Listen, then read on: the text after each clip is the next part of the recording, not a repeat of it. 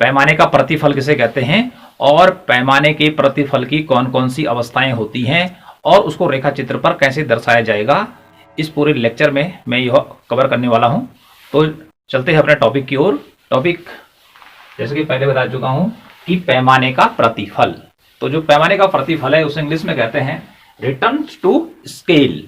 तो पैमाने का प्रतिफल की सबसे पहले किताबी परिभाषा को जान लेते हैं कि उत्पादन के सभी साधनों को एक साथ तथा एक ही अनुपात में बढ़ाने से उत्पादन में जो परिवर्तन होता है उसे पैमाने का प्रतिफल कहते हैं।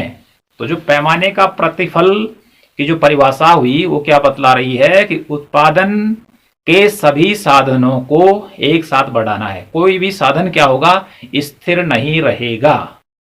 तो यहां पर जो ये उत्पादन फलन है का जो प्रकार है पैमाने का प्रतिफल, यह दीर्घकालीन उत्पादन फलन का उदाहरण है। अर्थात पैमाने का जो प्रतिफल है वह दीर्घकाल से संबंध रखता है। ठीक इसका जो उल्टा होता है अल्पकालीन उत्पादन फलन, वह अल्पकाल से संबंध रखता है और वो होता है परिवर्तनशील अनुपातों का नियम।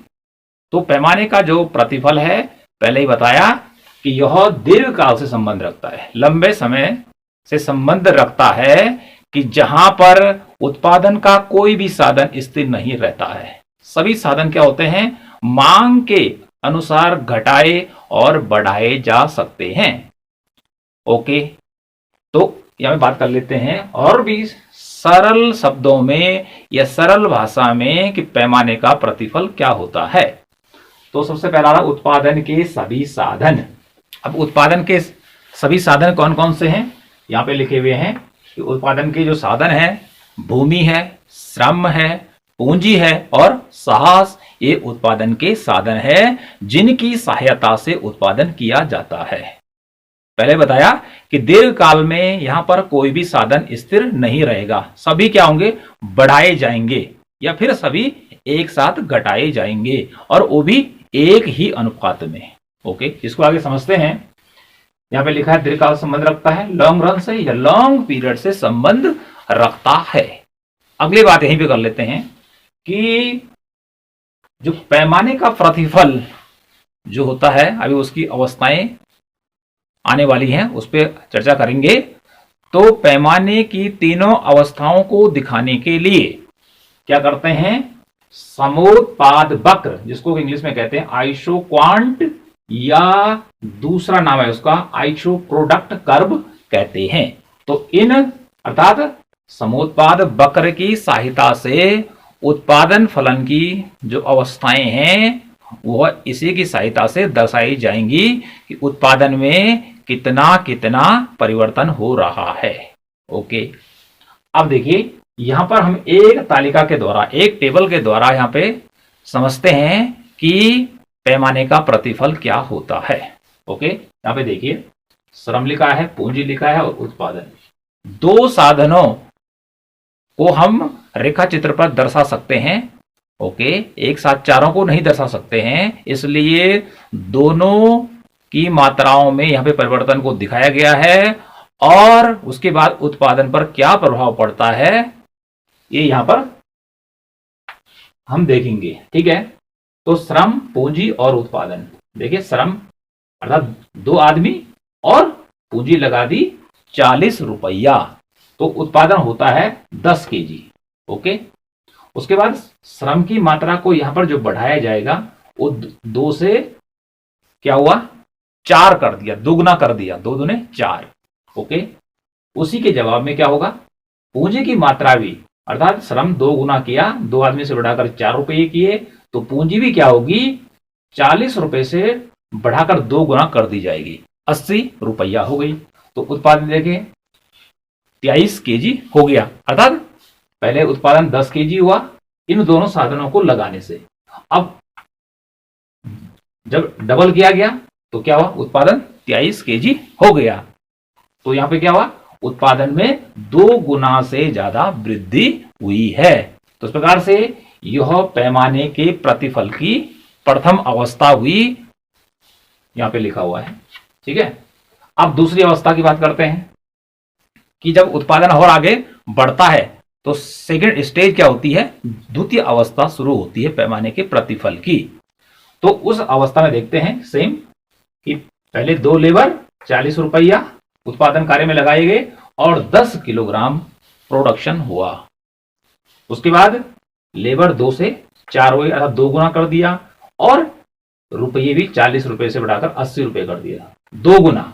ठीक है, तो उत्पादन कितना बढ़ा, 20 हो गया। 10 से बढ़कर कितना हो गया, 20 केजी हो गया। तो उत्पादन कितना हुआ, यहां पे देखिए 10 से 20, 20 में से 10 गया 10, अर्थात उत्पादन स्थिर रहा, उत्पादन में वृद्धि नहीं हुई है। अर्थात जितना गुना श्रम और जितना गुना पूंजी एक साथ बढ़ाई गई, उत्पादन में जो परिवर्तन हुआ वह पहले के ही बराबर हुआ। ठीक है, दोनों का अनुपात 1 बना हुआ है।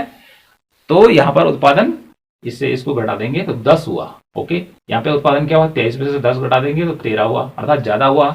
यहाँ पे उत्पादन स्थिर हो गया। और तृतीय जो अवस्था है, यहाँ पे देखिए 2 आदमी और 40 रुपये किसी वस्तु के प्रोडक्शन में लगाए गए, उत्पादन में लगाए गए, और उत्पादन हुआ 10 किलोग्राम। फिर लेबर 2 से बढ़ाकर 4 किए गए और रुपये 40 से बढ़ाकर 80 कर दिए, तो उत्पादन क्या हुआ, 7 किलोग्राम। उल्टा हो गया। ओके, कि पहले की तुलना में उत्पादन घट गया।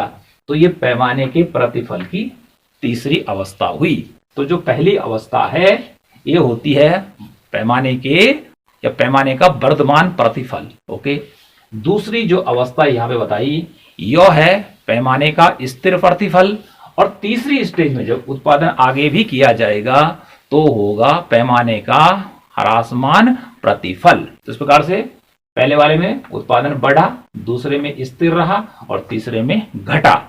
ओके, लेकिन यहां पर क्या हो रहा है, श्रम और पूंजी जब बढ़ाई जा रही है तो दोनों का जो अनुपात है वो क्या है, बराबर है। अर्थात ये 2 से 4 किया, 2 गुना किया तो पूंजी को भी 2 गुना किया। यहां भी वही हुआ कि 1 से 2 गुना, 1 से 2 गुना, 1 से 2 गुना और 1 से 2 गुना। अर्थात उसके बाद देखा गया कि उत्पादन पर क्या प्रभाव पड़ा, यहाँ पे क्या पड़ा, यहाँ पे क्या पड़ा। तो पहले अवस्था में क्या प्रभाव पड़ा कि उत्पादन बढ़ा, दूसरी अवस्था में उत्पादन क्या हुआ, स्थिर हो गया, इसमें से इसको बढ़ाया 10, और यहां पर उत्पादन 10 से घटकर 7 हो गया। अर्थात पहले 10 किलो हो रहा था, अब 7 किलो हो रहा, 3 किलोग्राम का क्या हो गया, घाटा हो गया, कम हो गया उत्पादन।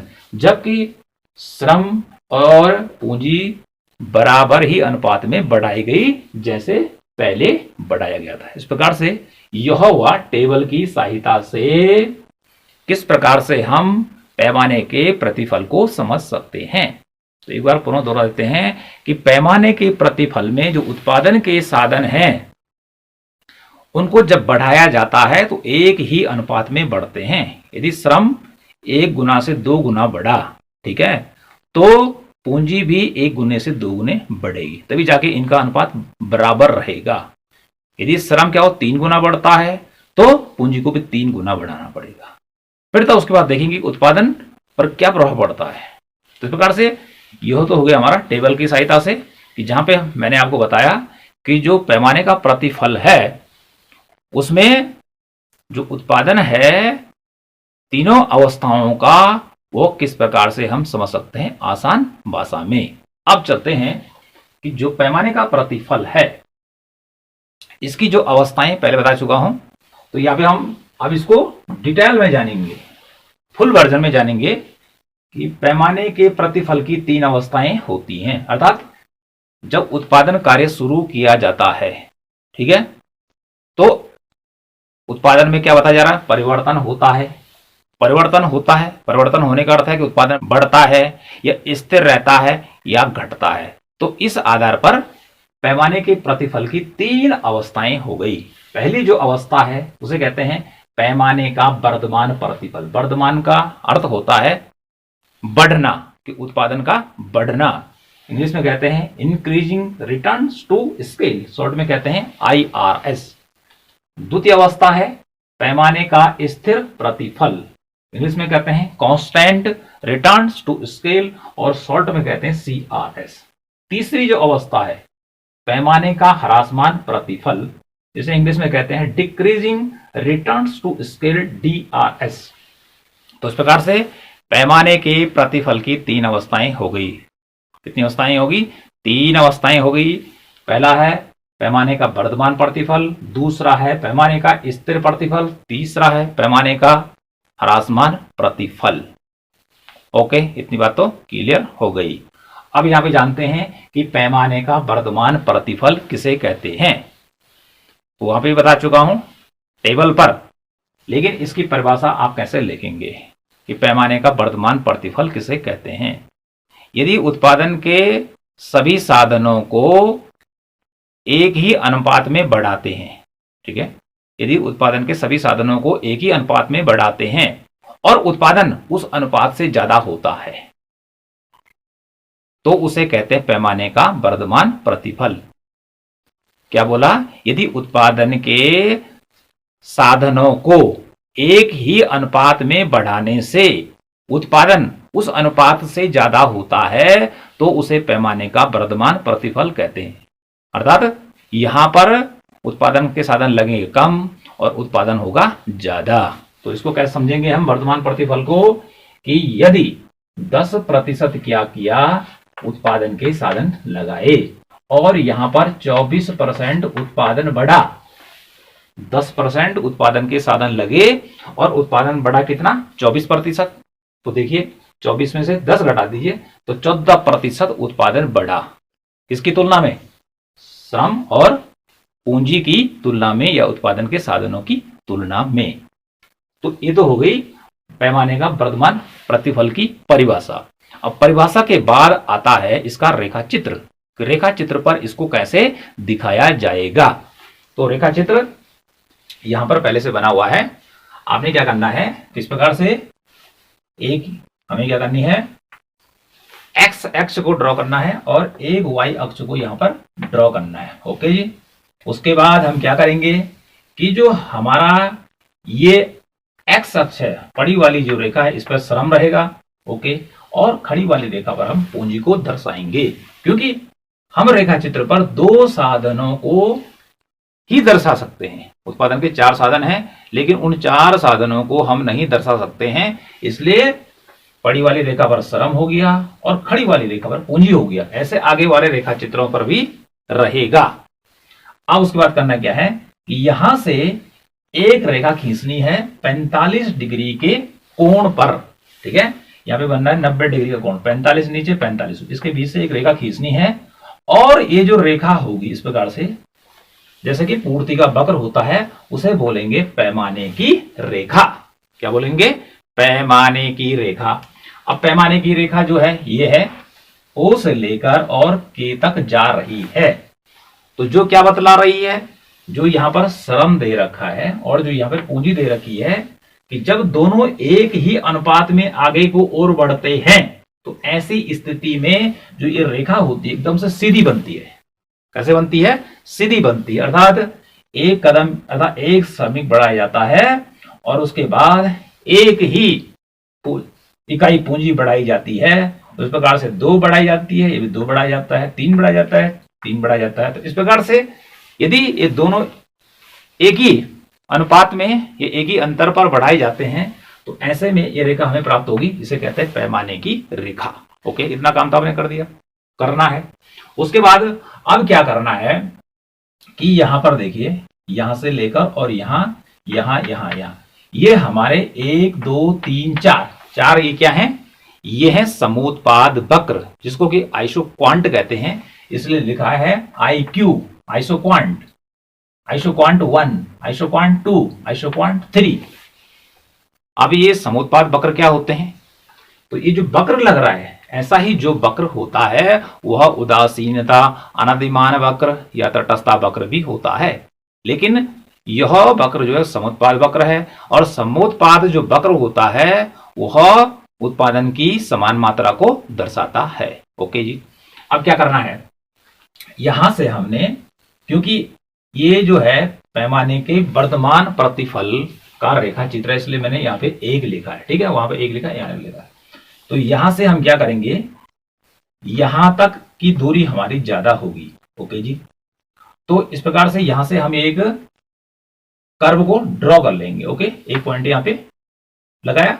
उसके बाद इसको लिया नीचे और इसको लिया नीचे। अभी इसे हम क्या जानेंगे कि OL श्रम लगाने पर, जो कि एक पॉइंट यहां पर लगा हुआ है, OL श्रम लगाने से और पूंजी की मात्रा ओके लगाने से जो पहला उत्पादन प्राप्त होता है वो 5 इकाइयों के बराबर प्राप्त होता है। उसके बाद क्या होता है, उत्पादन आगे बढ़ाया जाता है।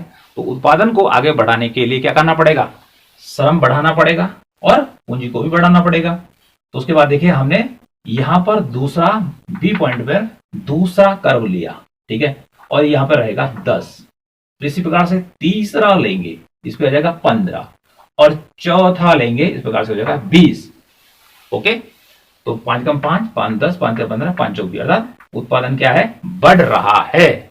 लेकिन यहां पे जानने वाली बात क्या है, जो मैंने यहां बताई कि 10% उत्पादन के साधन बढ़ाए जाते हैं, लेकिन 24% क्या होता है, आउटपुट आता है, उत्पादन आता है।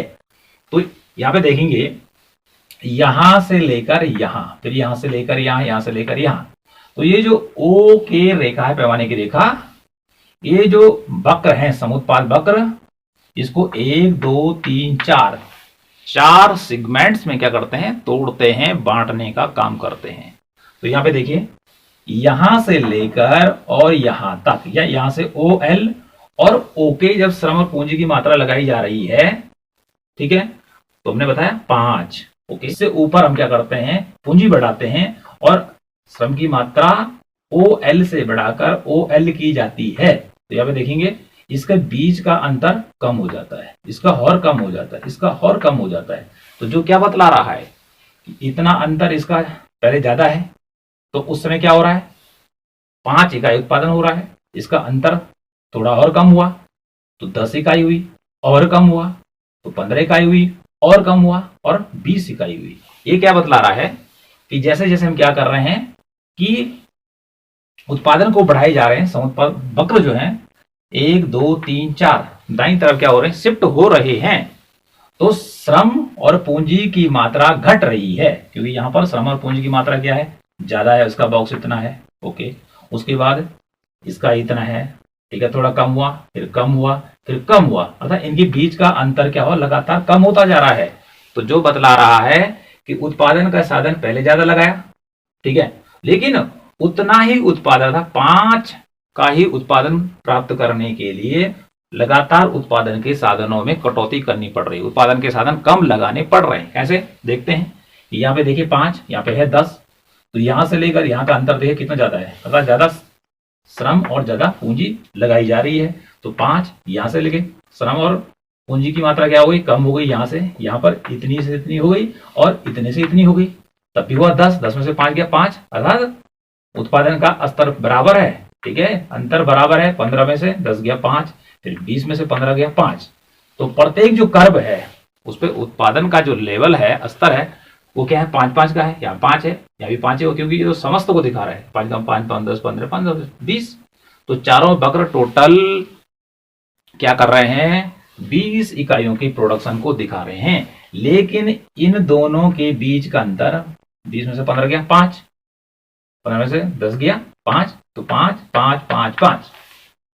ओके, तो ऐसी स्थिति में क्या हो जाएगा, यहां से लेकर यहां तक ये क्या है, ज्यादा है, यहां से लेकर ये और कम हुआ, ये से लेकर ये और कम हुआ, यहां से लेकर ये और कम हुआ, लेकिन उत्पादन का जो अंतर है वो सेम बना हुआ है। श्रम की मात्राएं और पूंजी की मात्राएं लगातार क्या हो रही, घट रही हैं, लेकिन उत्पादन का स्तर वहीं बना हुआ है। तो इसको किस प्रकार से लिखेंगे, OA जो है ग्रेटर देन, ज्यादा है किससे, AB से, AB से ज्यादा है, ठीक है, AB क्या है, BC से ज्यादा है, और BC किससे ज्यादा है, CD से ज्यादा है, अर्थात यहां से यहां तक की लंबाई देखें ज्यादा है, फिर यहां से कम हुई, फिर यहां से कम हुई और कम हुई। तो इसलिए इसको इस प्रकार से लिखा जाएगा, OA ग्रेटर देन AB, ठीक है, ग्रेटर देन BC और BC ग्रेटर देन CD। तो इस प्रकार से ये हो गया आपका पहला पैमाने का वर्धमान प्रतिफल। ओके, अब चलते हैं दूसरी जो अवस्था है वह है पैमाने का स्थिर प्रतिफल। ओके, ये है पैमाने का स्थिर प्रतिफल का रेखा चित्र। ओके, सेम उसी की तरह यहां पर हम क्या ले लेंगे, पैमाने की रेखा खींचेंगे 45 डिग्री के अंश पर। ओके, इस प्रकार से एक लाइन हमने क्या कर दी, हॉरिजेंटल, और एक वर्टिकल ड्रॉ कर दी। इस पे पूंजी आएगी और इस पे श्रम आएगा। ओके, और यहाँ पे पहले बता चुका हूं कि ये जो है यहाँ पर ये जो वक्र है आइसोक्वांट, ठीक है, और आइसोक्वांट 1 फिर 2 और 3, 4 वक्र हो गए। ओके, अब देखिए यहां पर एक ड्रॉ यहां से किया, फिर अगला यहां से ड्रॉ हो गया, लेकिन इसका और इसका अंतर क्या होगा, बराबर होगा।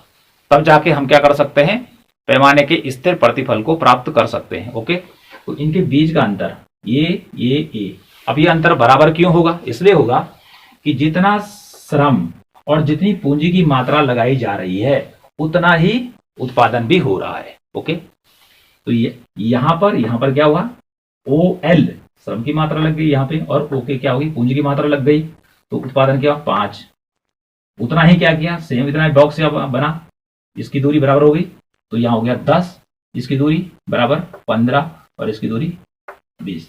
तो इस प्रकार से अंतर सेम क्या है, बराबर है। 20 में से 15 गए 5, 15 में से क्या करना है 10 घटाएंगे 5, 10 में से 5 गया 5। तो इस प्रकार से यहां पर श्रम और पूंजी का अनुपात क्या है, बराबर है, और उसी के बराबर उत्पादन भी हो रहा है। इसलिए इसके बराबर ये होगा, इसके बराबर होगा, अर्थात इनके बीच का अंतर बराबर होगा। तो आप जब ड्रॉ करेंगे लाइन तो इसका अंतर बराबर रखेंगे। ओके, तो ऐसे में क्या होगा, क्योंकि ये बराबर हो जाएगा इसके, ये बराबर हो जाएगा इसके, ये बराबर हो जाएगा इसके, इसको लिखेंगे OA, क्योंकि O यहाँ पे है, तो OA बराबर किसके है, AB के बराबर है। AB जो बराबर है वो BC के बराबर है, BC is equal to CD के बराबर है। इसलिए यहाँ पर अंतर क्या होगा, आप सेम रखेंगे। तो जो पैमाने का स्थिर प्रतिफल, ये तो रेखा चित्र हुआ, तो पैमाने का स्थिर प्रतिफल किसे कहते हैं, जब उत्पादन के साधनों में यदि क्या करते हैं, यहाँ पे देखिए कि 25% की वृद्धि की जाती है और उत्पादन भी क्या होता है 25% ही बढ़ता है, तो 25 बराबर 25 हो गया, तो दोनों क्या हो गए, बराबर हो गए। ओके, यदि उत्पादन के साधनों में 25% की वृद्धि की जाती है और उत्पादन भी 25% ही बढ़ता है, तो ऐसी स्थिति को कहते हैं पैमाने का स्थिर प्रतिफल। तो यहां पर भी वही बताया जा रहा है कि पैमाने का स्थिर प्रतिफल में क्या आ रहा है, कि श्रम और पूंजी की जितनी मात्रा का इस्तेमाल किया जा रहा है उतना ही क्या हो रहा है, उत्पादन भी हो रहा है। इसलिए इसका अंतर क्या है, बराबर हो गया। ओके, अब बढ़ते हैं, एक पैमाने के प्रतिफल की सेकंड स्टेज है। अब उत्पादन आगे जारी रखता है तो तीसरी अवस्था शुरू हो जाएगी, उसे कहेंगे पैमाने का ह्रासमान प्रतिफल। उत्पादन घटने लगेगा किसकी तुलना में, यदि श्रम और पूंजी की मात्राओं को बढ़ाएंगे एक ही साथ, एक ही अनुपात में, ओके, तो क्या होगा, उत्पादन घटने लगेगा। पैमाने का ह्रासमान प्रतिफल किसे कहते हैं, यदि उत्पादन के साधनों को क्या करते हैं 25% की दर से बढ़ाते हैं, श्रम और पूंजी को 25% की दर से बढ़ाते हैं, ओके जी, और उत्पादन क्या हो जाता है, बढ़ता है 15% की दर से। देखिए, तो उत्पादन के साधन ज्यादा लगाए जा रहे हैं और उत्पादन आउटपुट क्या हो रहा है, कम प्राप्त हो रहा है, अर्थात उत्पादन क्या हो गया, घट गया है। तो पहली अवस्था में उत्पादन बढ़ा, दूसरी में स्थिर होगा, तीसरी अवस्था में उत्पादन घटने लगता है। तो उसका रेखाचित्र देखिए यहां पर है, सेम पहले की तरह, कि जो पड़ी रेखा है एक्स अक्ष हो गया, इस पे श्रम दर्शाया जाएगा, और जो वाई रेखा है उस पे पूंजी की मात्रा को दर्शाया जाएगा। एक पैमाने का ह्रासमान प्रतिफल का चित्र से 3 नंबर लिखा या 3 नंबर लिखा हुआ है। अब इसमें क्या करना है कि देखिए OL और OK यहाँ पे क्या है, श्रम और पूंजी की मात्रा, यहां से एक कर्व क्या करना है, ड्रॉ करना है। ओके जी, तो यहां से खींचा, इसकी दूरी, अगला कर्व जो होगा यहां से थोड़ा और दूर लेना है, उसको फिर ड्रॉ करना है। ये भी क्या करेगा, 10 को दिखाएगा, 5 का 5 5 10, और इसको और दूर क्या करना है, ड्रॉ करना है, तो 15 हो गया। तो ये क्या बतला रहा है कि पहले देखिए, इतना श्रम, O से L तक श्रम, ठीक है, और O से K तक पूंजी बढ़ाई, तो उत्पादन कितना हुआ, ये बिंदु पर यहां देखेंगे 5 इकाइयों के बराबर हुआ। लेकिन इतना ही उत्पादन को प्राप्त करने के लिए, अब देखिए यहां से श्रम और पूंजी की मात्रा, इसका जो अंतर दिखाई दे रहा है, ज्यादा बढ़ चुका है, कि श्रम कि यहां तक का उत्पादन प्राप्त करने के लिए श्रम L2 और यहां पर ये K1, सॉरी इसको L1 लिखना है और इसको लिखना है L2। तो इतना प्रयोग करना पड़ रहा है ज्यादा, ठीक है। लेकिन उत्पादन का अंतर कितना रहेगा? 10 में से 5 गया 5। ओके, अर्थात श्रम और पूंजी ज्यादा लग रही है, ठीक है, पहले की तुलना में। और फिर इसके बीच अंतर और दूर हो गया कि 15 इकाइयों तक प्रोडक्शन करना है, तो यहां पर क्या करना पड़ रहा है? श्रम और पूंजी की जो मात्राएं अर्थात ज्यादा लेबर लग रही है और धन भी ज्यादा लग रहा है, लेकिन जो आउटपुट आ रहा है वो 15 आ रहा है। लेकिन अंतर कितना है सबका? 15 में से 10 गया 5 का होगा, यहाँ पे 5 हो गया, यहाँ 5 होगा। तो इस प्रकार से जो तीसरी अवस्था में है, उत्पादन के साधन पहले कम लगते हैं, उत्पादन होता है प्रारंभिक 5।